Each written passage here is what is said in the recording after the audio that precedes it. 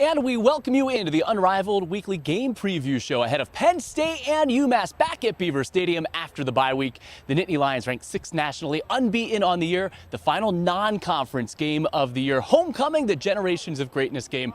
Brian Tripp, delighted to be with you tonight on a gorgeous fall night here on the patio at the Lasch Football Building. There is our matchup, Penn State and UMass. Head coach James Franklin. We'll hear from him in just a moment. Drew Aller and Zay Durant coming up on our show tonight as well.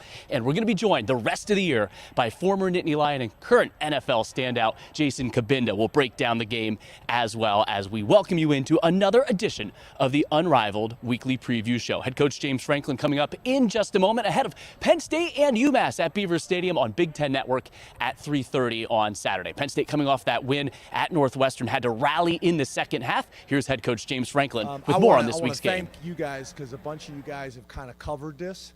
But I will say it can be frustrating and a little sad sometimes when you have non-media members, but they have some social media presence and they put something out that is not accurate, and then some national media don't read the transcript or don't watch the interview, and then they put something out there.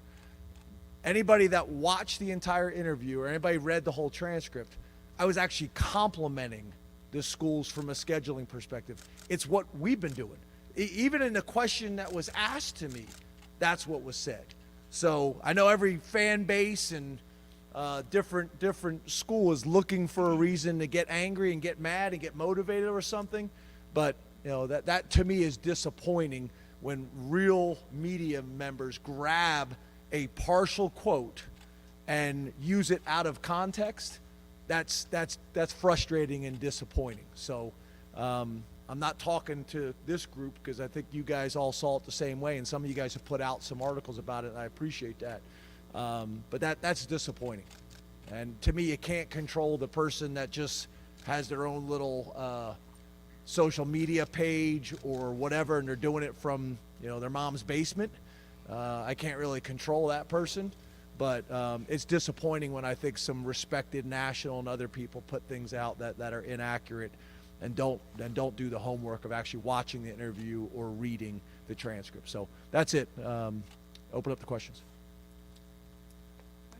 James, what's the culture in the locker room like right now, and how does it exemplify your four core values? Well, the one thing I would say is I thought our Tuesday practice was as good of a Tuesday practice as we've had in a long time. I thought our Tuesday practice against West Virginia was really good, but then we didn't back it up with a Wednesday practice that was right. We're starting to kind of really figure out how to practice at a really high level on a consistent basis, and whether it's football or any other industry or sport, being really successful is about consistency, right? So that starts in the locker room. That starts with the leadership, whether it's the seniors, whether it's the captains, whether it's the leadership council, whether it's, their attitude. We talk about, the first core value, positive attitude, coming out with the right mindset and the right attitude from the beginning. Number 2, work ethic, coming out and being willing to work and do what's necessary. The competition has been excellent. Starting practice with the good on good stuff has been really good.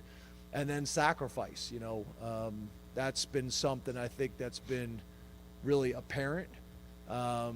Is guys sacrificing during the week so that they can be successful academically and so that they can be successful on Saturdays. And then they got a chance to be a normal college student Saturday night. But that's it. Me and Frank Leonard drive home every night. It's like Tuesday night and we're downtown. We're like, what is going on? Frank Leonard always says, don't they have any homework? Like downtown is like popping, Our guys don't get to do that. They get Saturday night, which is really all they get. And I want them to enjoy themselves. I want them to have a normal college experience. So I think they're doing a really good job of that right now. We got to continue it. Car rides with Frank seems like something I got to ask about. Is he still living? Yeah, Frank's been living with me now going on 2 years. It's kind of what's crazy about this profession. He has not wanted to move his family. Their kids are in high school. One's just started college. So his last couple jobs, they've kind of left home base to be home base. Frank's like a part of our family. My daughters love him. My dogs like him better than me, I think. And he's been awesome. We drive to work every morning together. We drive home every night. He's usually really passionate about something, yelling me on the ride home about it. But he's been great. He's been a part of our family. He's done a great job, being a resource for our coaches and for the players.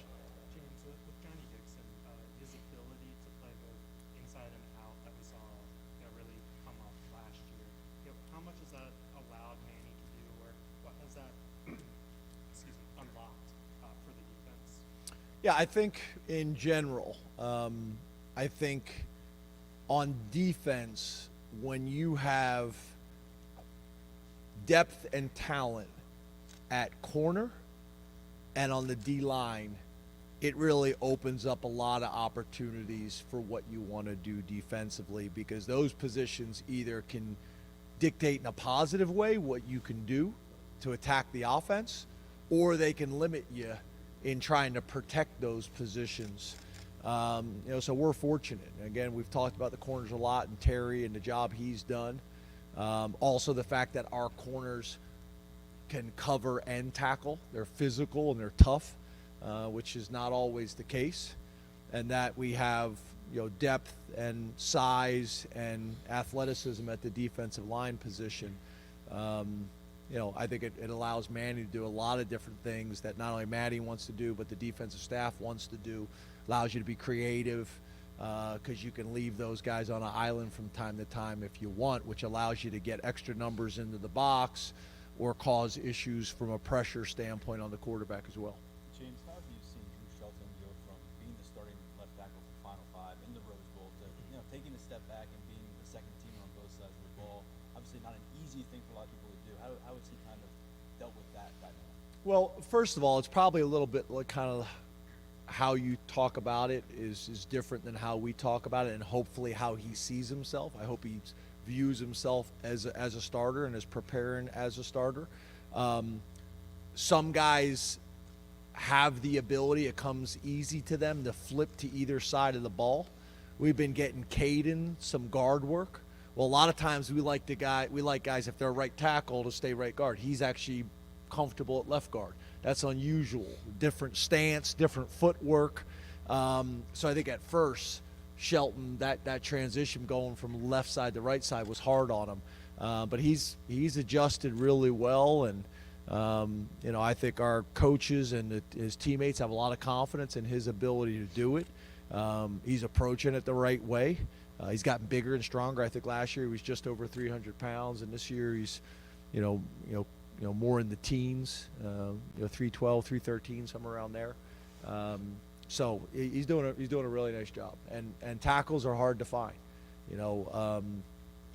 When he was a tackle in the state of Pennsylvania that we were trying to keep home. There's not a whole lot of tackles in the state of Pennsylvania. When they're out there, we got to do everything in our power to keep them home. So there's a tremendous opportunity at offensive tackle here at Penn State. What was the motivation to get Caden some work at guard? I noticed that last week. I thought it was the first time I had personally seen that since his freshman year here, at least in our open looks. What's the motivation to do that here in year 5? Yeah, again, it's just flexibility. Obviously, when we lost Landon, that changed some things for us.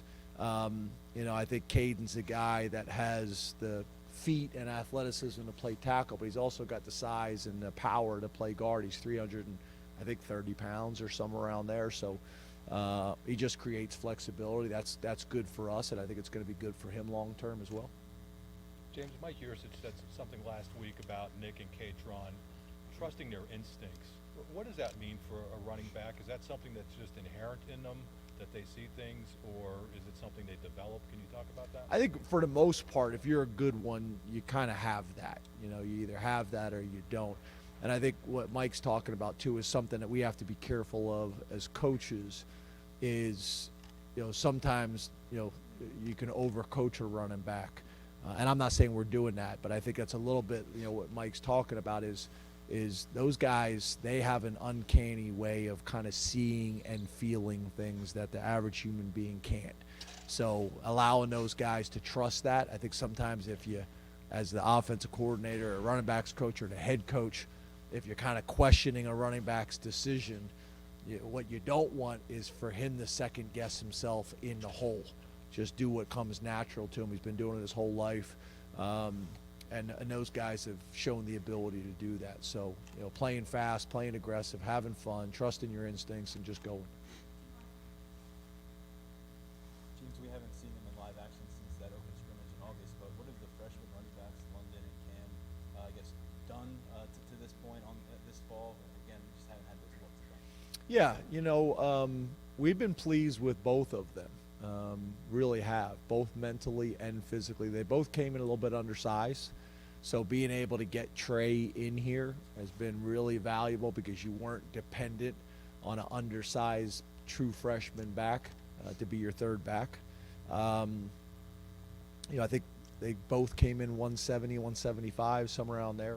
Cam's up to, I think, around 192 right now. He's done really well.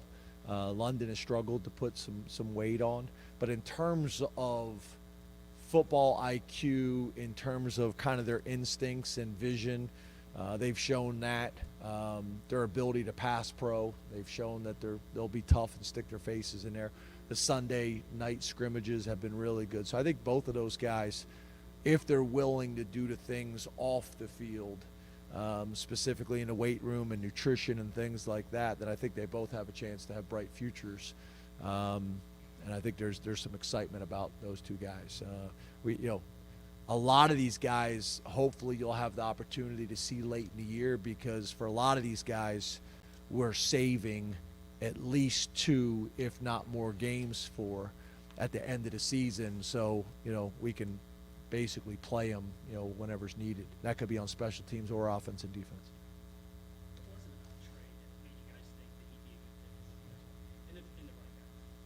Well, I think first of all, we've been fortunate with a lot of the guys that we've recruited out of the transfer portal. They're guys that we knew a ton about already. Guys like Chop, who it came down to us in Maryland, and he out of high school he decided he wanted to stay home. So when he became available, we knew him, we knew his family, we knew his high school coach, so it made it easy. And obviously, with Trey, similar deal. We knew about Trey and were tracking Trey for a long time, and when the opportunity came that he was available, and here you got a guy that's been productive in the Big Ten already, and he's from our state, and we know the type of kid he is, and we know the family. I think his mom went to Penn State, his grandfather went to Penn State. We know the high school program. We've just had a lot of success doing it that way. I'm not saying we won't go other places and to other schools where maybe we haven't had a previous relationship with the kid. But the guys that we've done that with, I think that's been really helpful for us and them. They kind of know what they're getting too. Thanks, guys. Thank you. So that's head coach James Franklin ahead of this week's matchup between Penn State and UMass back at Beaver Stadium for the first time since September 23rd in the whiteout against Iowa. Penn State returns to action after its bye week. Let's dive into this week's matchup a little bit more and take a look at our key players. And for Penn State, it's all starting along that offensive line. The offense has been so efficient this year.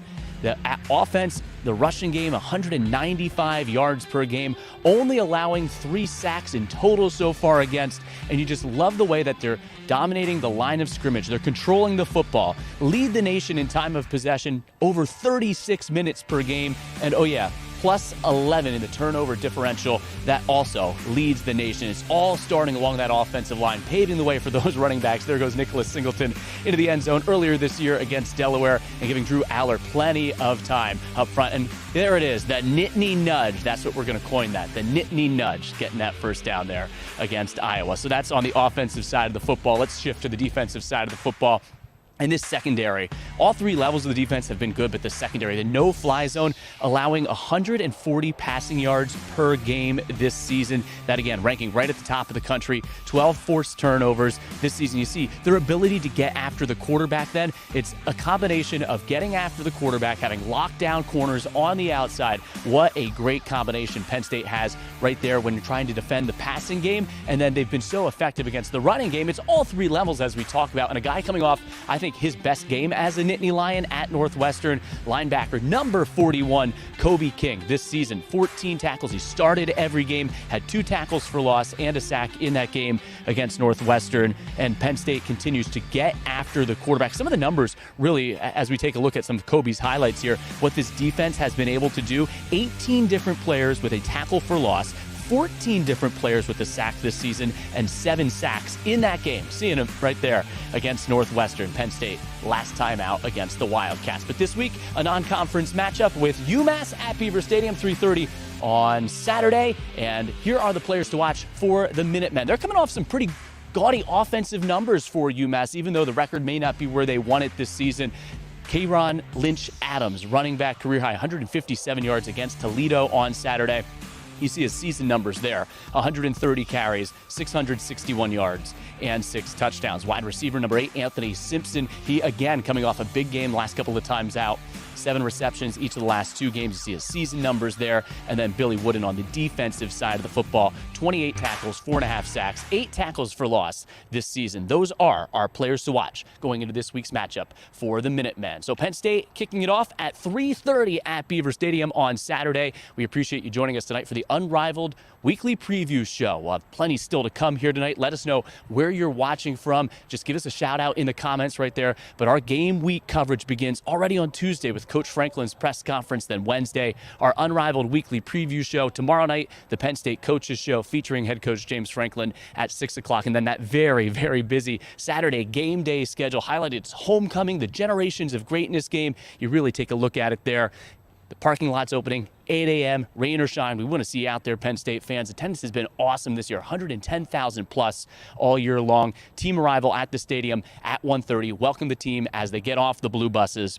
Tailgate show is at 2 o'clock. The Blue Band March, the on-field pregame show, of course, kickoff. And then after the game as well, we will have coverage. They'll have it on the radio side, and they'll also have it coming up. We'll have it for you with the Unrivaled postgame show coming up after the game on Saturday. Penn State and UMass coming up from Beaver Stadium as you take a good look there at the game day schedule. And there is our matchup one more time, the second all-time meeting between Penn State and UMass. The other previous meeting came in 2014, and that was again at Beaver Stadium, a 48-7 win. Penn State this season, 10 straight wins dating back to last year by at least 14 points and 30 or more points in 11 straight games for that Penn State offense as the Nittany Lions get set to welcome UMass to Beaver Stadium on Saturday at 3:30. So we're live here on the Lasch patio tonight for the Unrivaled weekly preview show, and it's great to be joined by Penn State quarterback Drew Aller. Drew, we were just talking about this matchup and the hunger to get back out there on the field after the bye week. How did you spend your bye week first, and how much are you looking forward to getting back out there? Yeah, I mean, it was a very good and productive bye week for us, for sure. We had a lot of tough practices last week, and then obviously we were able to get some downtime on the weekend, so I was able to go back home, see my family, see my friends. So it was really relaxing when I was able to go back, but in the first part of the week, it was all business, and I think we got a lot out of it, so we're ready to get back out on the field. Obviously, coming into this year, I know you have some expectations, and you come into it with an understanding of what it is going to be like from being a part of the team last year. But how would you compare the experience of going through the first half of the season so far to how maybe you envisioned it going through that last year in your mind? Yeah, I mean, it's definitely a lot different from last year just because I'm out there playing and starting and stuff like that. But I mean, it's been great so far. I mean, I love all my teammates, offense, defense, special teams, and there's no other group I'd rather go out and play with, and that's for sure. And the coaching staff has all of our backs, and they've done a great job getting us ready for each game, and I'm just looking forward to each game that we have coming up. We were just talking about some of the keys going into this week's game, and it seems like so much the offensive line has done such a great job to set the tone for your offense. How have they been able to do that for you guys? Yeah, I mean, they're the driving force of our offense, and they know that, and we all know that as a whole offense. We go as they go, and when they're dominant up front in the run game and the pass pro game, it makes our jobs a lot easier. It makes our three outstanding backs' jobs a lot easier, and you can really see their talents on displays. And then when they're giving me plenty of time in the pocket, it makes my job a lot easier to get the receivers the ball and let them go make plays down the field. So I mean, they're doing a great job so far, and that group's fun to be around. You're mentioning those backs, those receivers, those tight tight ends that you have in the offense. It's a really unselfish group. How important is it to have a group that is so bought in to what the team's success is as opposed to just worrying about what your individual numbers may be? Yeah, I mean, that's the biggest thing. At the end of the day, it's all about going 1-0 and giving ourselves the best chance to win each game. And in order to do that, unfortunately, there's only one ball. Obviously, we'd like to get everybody involved as much as we can, but sometimes it just doesn't work out that way. But I think they've done a great job of being very unselfish, like you're saying. The receivers are doing a great job on the perimeter, blocking for either screens or running backs bouncing outside, getting the ball on the perimeter. And, I mean, it's a great group to be around for sure. We're watching some of your highlights here from so far throughout the course of this season. Where have you grown just from getting the experience and the reps from game number 1 against West Virginia to where you feel like you're at now going into UMass? Yeah, I feel a lot more comfortable in the pocket in general. I felt like earlier in the season I burned a couple clean pockets that maybe I shouldn't have. I did some unnecessary movements in the pocket, and I think I've learned from that, and Coach Yurcich has done a great job drilling that with me. And I think that's the biggest area I've grown so far. And then just obviously just getting more comfortable, just going out there and playing, getting in the rhythm. Okay. We've talked about Beaver Stadium and the unbelievable attendance this year, over 110,000 so far. Can you put into words what it's like to play in a game there, score a touchdown, be a part of a touchdown play inside that stadium? I mean, it's really hard to put into words, but I mean, it's a great experience. There's really nothing like it in the whole college football world. I mean, we have very passionate fans, and we feel the support on and off the field from them. And, I mean, the energy they bring to the game, especially for our defense, I know because they're a little bit quieter when we're out on the field on offense, but the energy they bring when the defense is out in the field is unmatched to any other school in the country. And, I mean, we feel that energy, and we definitely feed off that. Well, we were trying to come up with a name here as well. You know, everyone's come up with that tush push, the brotherly shove. We've got a highlight for it right here. We're going to show it to you. We came up with the Nittany Nudge. What do you think about that? That's about an 8 out of 10. That's a good name. That's a good name. Now, why has this play taken the football world by storm? I'm not too sure. Probably just because of how effective it is and how often it's like not stopped. I mean, especially when you get strong tight ends behind you and you got the backs pushing and then you got all the guys up front. I mean, it makes my job a lot easier. I just have to stay up, and then I know I'll get at least 1.5 yards by getting pushed. What's worse, getting hit by our next guest, Zay Durant, and you probably don't get touched a whole lot in practice because you are the quarterback, getting hit by him or Tyler Warren from behind on that play? Yeah, I mean, I've never experienced Zane tackling me, but I mean, I saw what he did last time against Northwestern. That didn't look fun at all. But for me personally, it's definitely Tyler Warren. Yeah, Drew, really appreciate it. Good luck this week, and congrats on a great year so far. Thank you. Penn State quarterback Drew Aller joining us here on set on the Unrivaled weekly preview show ahead of the Nittany Lions taking on the Minutemen coming up Saturday at Beaver Stadium at 3:30. Still to come on tonight's show, we'll be joined for the first time this year by former Nittany Lion linebacker, current Detroit Lion Jason Cabinda. He's going to be a weekly guest on our show each and every week here, and we appreciate everyone tuning in. Let us know where you are watching from tonight for the Unrivaled weekly preview show as Zay Durant's going to slide on in here, talk some Penn State defense after talking to that quarterback. But I know your defense, when you have an opportunity to watch 15 sling the rock on that side of the football, what's it like watching the opportunities that he's been able to have this year and what that offense has done for you guys? Yeah, it's been a great feeling. When we step off the field, we know 15 got our back. It's just like how we got his back, so he's going to go out there and perform. It's a beautiful feeling watching him play. Yeah, well, when you're creating turnovers, 12 turnovers created by that defense this year, coaches talked a lot about that complementary football. As a defense, what have you been able to do to allow your team to have that success where they're getting great field position and then to see them then cash in on the rewards that you're giving them? Yeah, just take advantage of every play that we get. So as a defense, we pride ourselves on that, taking every play, one play at a time, going want to know every play. 6-second mentality and just trying to get the offense the ball as much as we can. I know you want to be out there every single play, but the depth that you have along that defensive front in a 12-game, 13, 14, 15-game season, right?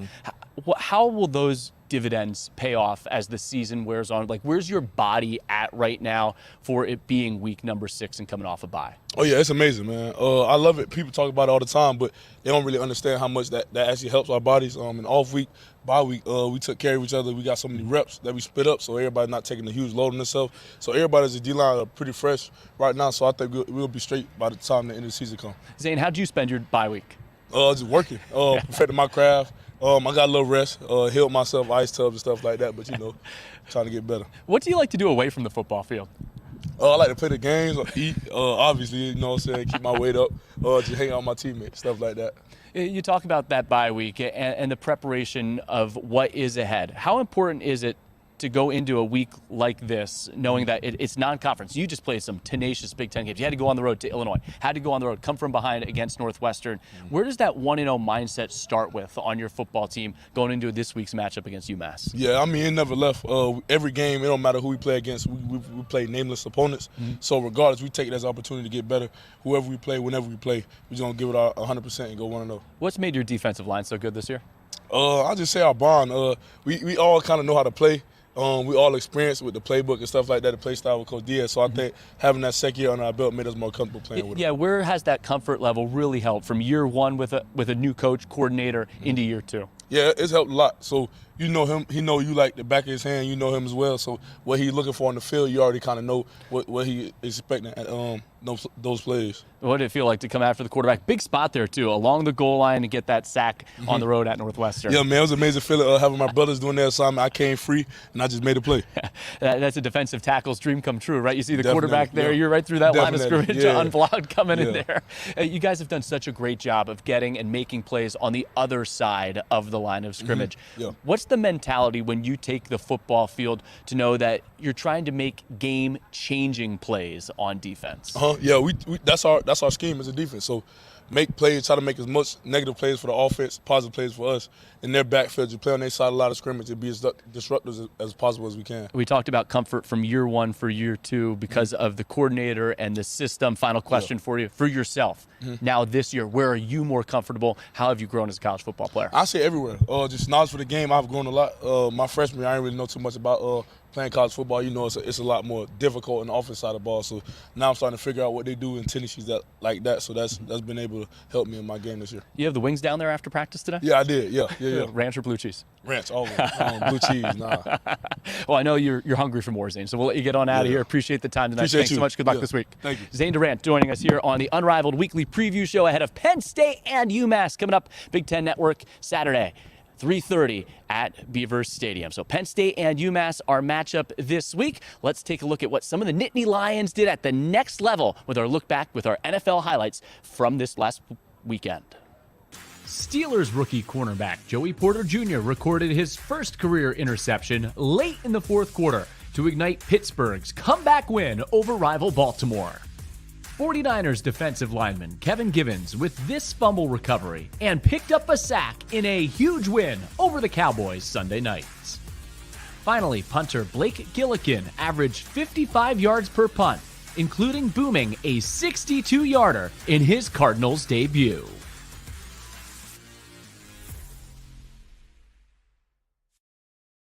And we welcome you into the Unrivaled Weekly Preview Show. Once again, Brian Tripp live on the Lasch Building patio tonight. And there is a familiar face for you, former Nittany Lion Jason Cabinda, now playing with the Detroit Lions. And he's been listening all night long to Coach Franklin, to the players throughout the course of tonight's show. And he's been watching all season long. We're thrilled to have him a part of our team here, breaking down the games each and every week and previewing the upcoming games. And Jason, I know you've been thrilled with the season that your Nittany Lions have had so far, not only watching, but hearing from Coach, hearing from Drew Aller, from Zay Durant tonight. What's impressed you not only about their play, but the mindset that they've had throughout the course of the year? Yeah, I mean, you could just tell just by the way they talk about each other that trust is there. You know, you heard Zane, he said, number 15's got my back, and we know that as a defense that we get that ball to our offense, he's going to go out there and he's going to do something. I think that belief can be such an X factor for a team, you know, and such a difference in a game. Or when you believe in your man to your left and man to your right, you know he's going to do his job. It just makes you want to play that much harder. So it's really awesome to see. You've obviously had a chance to watch Penn State start to this season from afar, and we're going to get into a couple of key elements to this season that you really like. But let's just do a big picture overview. What have your thoughts been about the way that they've come out of the gate here to start this 2023 season? I mean, it's clear that they've come out and they're handling business. I mean, it's awesome to see the way this defense is playing, just tenacious, relentless. I mean, it's awesome to see Drew Aller and his progression coming into year two and the confidence he's playing with. They're taking care of the football. Offensive line is just playing outstanding. I mean, as you saw, they've only allowed 3 sacks so far. I mean, they're averaging almost 200 yards a game rushing. So this is a very, very balanced Penn State team. And I think when you look at this team and the way they're playing, you can just really tell that they're playing complementary football. Yeah, that complementary football has been on display all season long. You mentioned some elements there. We're going to go through these one at a time. And let's start with that Penn State defense. And you being a linebacker yourself, playing here for linebacker you can appreciate great linebacker play. Oh, yeah, no doubt about it. I mean, Manny Diaz is just doing such a good job of putting these guys in great position to make plays. And I think the best part about it, when you look at how these guys are playing, is you can tell they're just so interchangeable. Everybody knows the playbook. They're in year 2. They're more comfortable. So you're more flexible in what you can do as a defense. I mean, there's so many packages they're running. They're bringing pressure, 4-man, 5-man, simulated pressure. So he's constantly keeping the offense guessing and keeping the offense on their toes. And you can just tell that they're just out there playing fast, man. And I love seeing that right there. Abdul Carter dropping back in coverage, year number 2, his progression. But you talk about those different pressures that this defense can bring, and we're seeing those here from Manny Diaz in that Penn State defense. Oh, yeah. I mean, you see that prowler package that Manny loves to pull out on that 3rd down. I think part of the reason why they're doing such a good job and able to use that prowler package with only 3 D linemen and 7 defensive backs is the fact that they're doing such a good job on 1st and 2nd down that these 3rd downs are just tough plays. Anytime you're in that 3rd and 7 plus range, as they've kept a lot of offenses in, it just opens up that defensive playbook for Manny. And you can clearly see that they're out there, making plays, getting after the quarterback. It's really good to see. And that's moving Chop Robinson, a defensive end, and we can look at some of the Ben. We'll watch some of his highlights here. But moving him in and lining him up on the inside, that different technique lining up in the inside, it's showing his versatility and his skill set. This is a guy who obviously is projected to be a great player at the next level, and you're seeing his progression and development right now. He really is starring along that defensive line. Man, I freaking love Chop, man. I mean, he has a great get off. I mean, does so good at using his hands. His bend is so great. Just real athletic. He's relentless in his pass rush. You can tell he's always trying his best to get to the quarterback at all times. I mean, he just plays with that tenacity that you expect a Penn State defender to play with. So I've been super impressed. I mean, you see him here lining up in the middle at that rover technique and kind of getting that mismatch on centers and on guards because his quickness is just too much for those interior linemen. So Manny's doing a really good job of using Chop and really getting everything he possibly can out of him. Yeah, and we're watching some highlights from Iowa, and that's a physical football team. Penn State able to out-physical Iowa, and that's the defensive side of the football you talked about, though, and we just heard from him, Drew Aller here on set moments ago. You're seeing a guy settle into a starting quarterback role. It's hard to believe, Jason, that he's only made 5 career starts with how comfortable he looks behind the line of scrimmage, in the pocket, out of the pocket, the decision-making, not turning the football over. I mean, with the way that you're watching him play, you wouldn't even know the guy's in year 2. I mean, he has such a good feel for the pocket. I mean, he knows where his issues are. You could tell he's doing a good job of checking the protection and knowing where the pressure is coming, knowing where to be and set up his throws. I mean, he's just doing a really good job. I mean, progressing through his reads. He's making plays on the run here with his feet. I really think this dude is the big package. I think for me to see his next progression is going to see, okay, how does this guy play against an Ohio State, against the Michigan, those big-time games? Is he still going to show up? Is the light going to be too bright? And I have a feeling that he's really going to show up. Yeah, and he comes out and plays the first game. It's that semi-whiteout, that home game, the stripe-out game, the helmet stripe game against West Virginia, the whiteout against Iowa. So he's had some big game, big-time crowd experiences so far this year. And a lot of the comfort, Jason, can be attributed to because he's playing behind that offensive line. We talked about the defensive line setting a tone, and we talked with Drew before about the way his offensive line has been able to set a tone for what they want to do on that side of the football. Oh, yeah. I mean, I think the perfect example is that Iowa game. I mean, I don't know if there's really been a game where I feel like we Iowa to Iowa, and that's really what happened. I mean, just being able to lean in that offensive line, 4 yards, 5 yards, okay, 10, okay, 6-yard gain, 3-yard gain. I mean, just continually keeping the chains moving, continue to keep the offense on schedule has been really huge for them because when you're in 3rd and short situation or 3rd and manageable situation, it really opens up the playbook and really makes it easier for the offensive coordinator to call successful plays. So that Penn State offense, again, scoring 30 or more points in 11 consecutive games dating back to last season, joined by former Nittany Lion, current Detroit Lion, Jason Cabinda on the show tonight. He's going to be with us each and every week to give us his breakdown here on the Unrivaled Weekly Preview Show. So that's a look at kind of what Penn State's done so far this season. Jason, getting back at home off a bye week against UMass, what are some of the things you want to see the team accomplish when they get back there on the field on Saturday?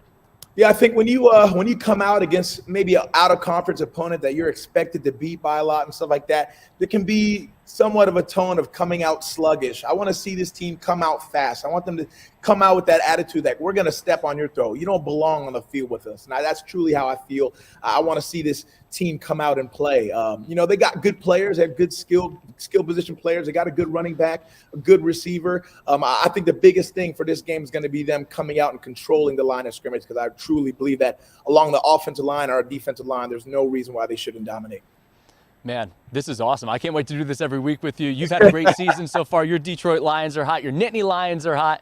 Jason, really appreciate the time tonight. We'll check in with you again next week. Thanks so much. Thank you so much. That's Jason Cabinda, former Penn State Nittany Lion, joining us here. He's going to join us every single week on the Unrivaled Weekly Preview Show. I have a feeling his role is going to expand with time as well coming up on our show. That was absolutely awesome to break down the 2023 Penn State Nittany Lions. This week in Penn State athletics, elsewhere, men's soccer Friday against Northwestern, women's soccer Thursday at Purdue, and Sunday at Northwestern. A lot of road action. Men's hockey on the road opened their season with a win against LIU. Women's hockey at Cornell, some more big games coming up for them. Field hockey, and then women's volleyball on the road Friday at Iowa, 8 o'clock, Saturday at Nebraska at 8 o'clock for a team that is just rolling right now. Penn State, as always, if you want to watch Penn State, if they're not on TV, women's volleyball is going to be on TV this weekend on Big Ten Network. Big Ten Plus, your place to go. 4th-ranked Penn State. Women's soccer, man, what a year they're having at Purdue. Field hockey ranked 15th. Had that huge upset of Ohio State last weekend. They're at Michigan State Friday at 6. And then men's soccer also,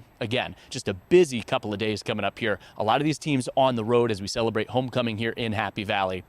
Men's soccer, big one with Northwestern coming up, and that is a home game on Friday. And Penn State's going to wear their pink and black uniforms for that game once again. But as we said, the Penn State women's volleyball team is rolling right now. 6-0 in the Big Ten. 2 challenging matches. They had to overcome a little adversity at home on alumni weekend against Indiana and against Ohio State. And I'm joined by Cameron Hanna, number 8 for the Penn State women's volleyball team. Your opportunity to play in Big Ten matches for the first time at Rec Hall this past weekend, transferring into the program this year. What was that experience like with those crowds on Friday and Saturday?